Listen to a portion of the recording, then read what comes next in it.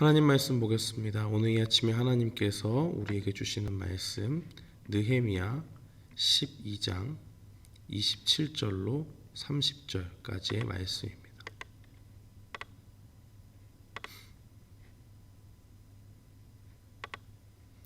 느헤미야 12장 27절로 30절까지의 말씀, 우리 다 찾으신 줄 알고 함께 봉독합니다.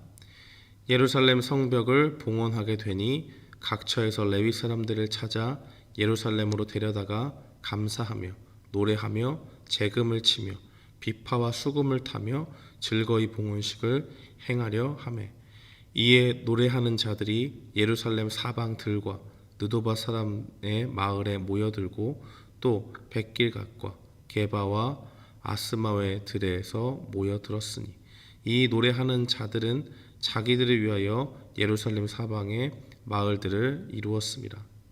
제사장들과 레위 사람들이 몸을 정결하게 하고 또 백성과 성문과 성벽을 정결하게 하니라. 아멘. 저는 오늘 본문 말씀 느헤미야 12장 27절로 30절 말씀을 통해서 성벽 봉헌이라는 제목으로 주의 말씀을 선포하겠습니다. 이 느헤미야 12장에서는 예루살렘으로 귀향한 제사장들과 레위인들의 명단이 기록되어져 있고, 특별히 예루살렘 성을 재건하고 이제 하나님께 봉헌하게 되는 그러한 모습이 담겨져 있습니다. 오늘 본문에서는 무너진 예루살렘 성벽을 봉헌하는 일을 통해서 하나님께서 이 백성들에게 승리를 주셨다 하는 것을 분명히 보여주고 있습니다. 처음에는 이스라엘 백성들이 이 땅 가운데 돌아올 줄 전혀 알지 못했습니다.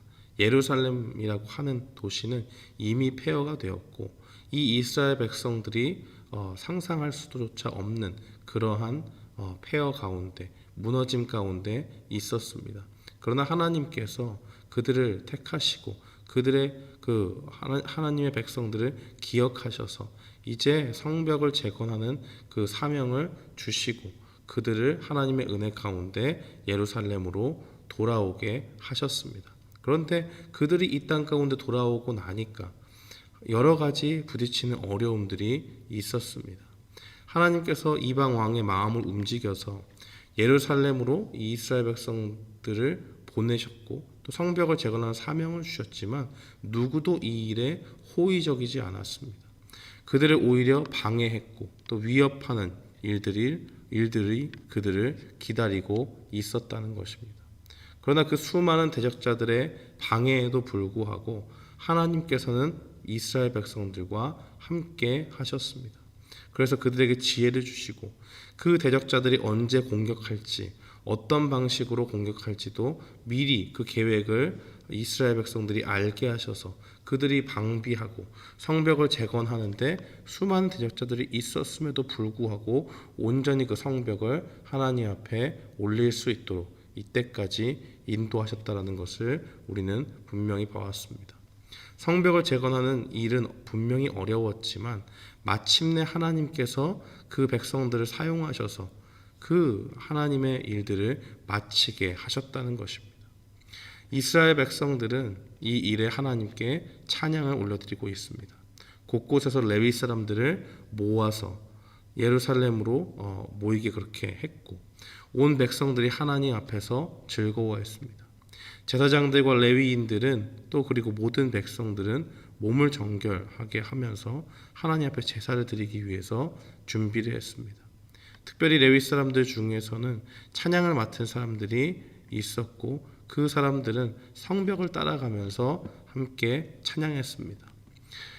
그 두 무리로 나눠서 한 무리는 에스라가 인도를 했고 또 다른 무리는 느헤미야가 그 앞장을 서면서 성벽을 올라가면서 이제 그 무너진 폐허가 되었던 예루살렘 성벽은 온전히 재건되고 그 성벽을 따라 올라가면서 잊혀졌던 그 하나님을 찬양하는 그 모습들이 온 무리 가운데 울려 퍼지게 되는 그러한 하나님의 은혜가 이스라엘 백성들 가운데 있게 된 것입니다. 이스라엘 백성들은 이러한 모습을 상상조차 할 수 없었고 그들은 애초부터 소망이 없이 포로로 그저 살아가야 되는 줄만 알았습니다.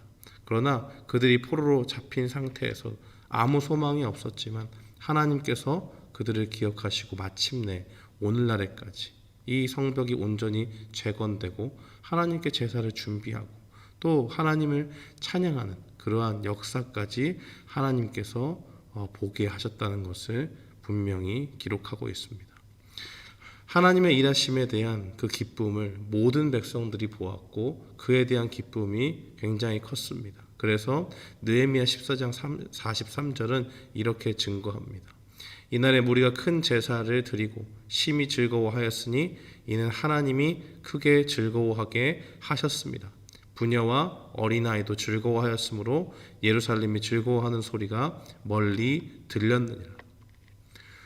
이 예루살렘을 재건하는 과정 가운데 많은 대적자들이 있었고 그들은 늘 이스라엘 백성들을 방해했지만 이제는 그들이 듣게 되는 것, 그들의 실패가 확실하게 되었고 대적자들에게 들리는 것은 하나님의 승리하심으로 인해서 온전히 성벽이 완공되고 하나님께 드려짐으로 온 백성들 가운데 큰 기쁨이 임했다는 것을 대적자들이 듣게 되었습니다.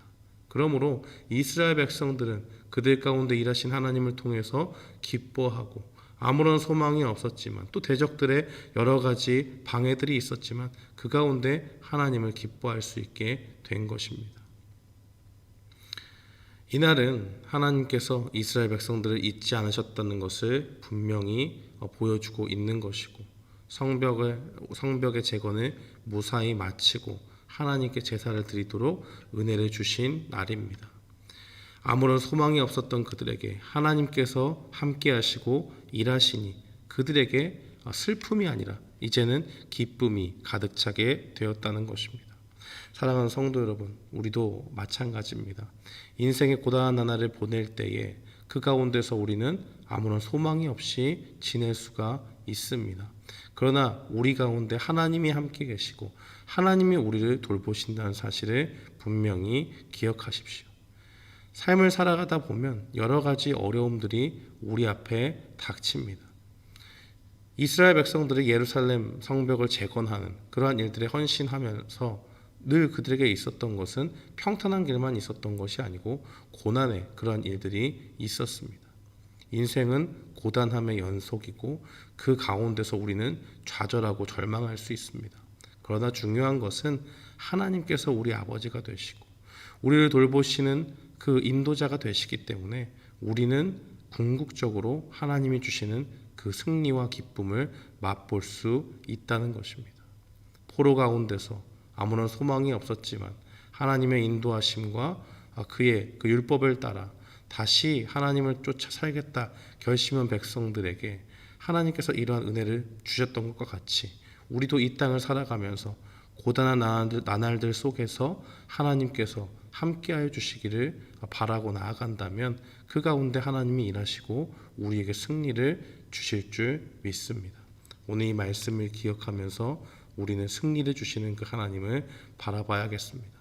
우리의 인생의 고단한 가운데서 때로는 힘들고 지쳐서 하나님이 우리를 돌아보시지 않는구나, 우리를 하나님이 버리신 것 아닌가 하는 그런 생각이 들지도 모르지만 하나님께서는 우리를 분명히 기억하고 계십니다.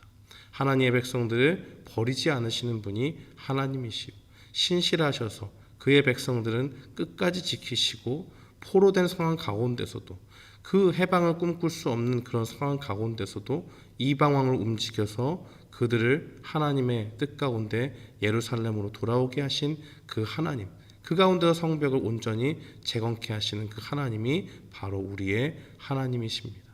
오늘 이 하루를 살아갈 때에 우리 가운데 여러 가지 어려움들 속에서도 이 신실하신 하나님, 우리를 돌보시는 그 하나님이 우리에게 승리 주신다 하는 확신을 가지고 오늘 하루도 주님 앞에 승리하며 나아가는 우리 모두가 되기를 주님의 이름으로 축원합니다.